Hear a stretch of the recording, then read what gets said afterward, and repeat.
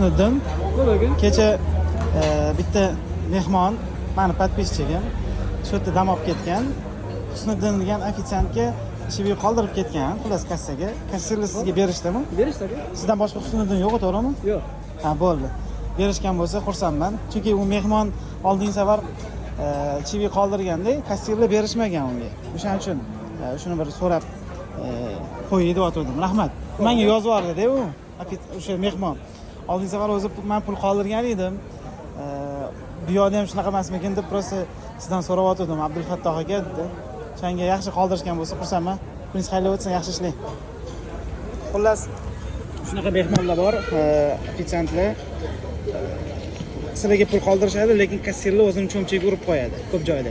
Shuning uchun imkon qadar kassirlarimizga insof bersin.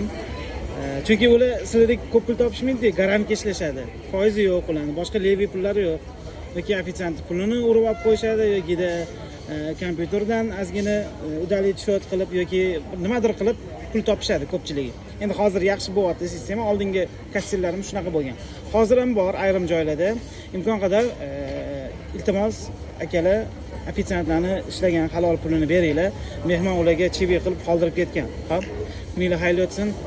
Kayfiyatingizga kayfiyat bitta kulib olamiz. Yaxshi.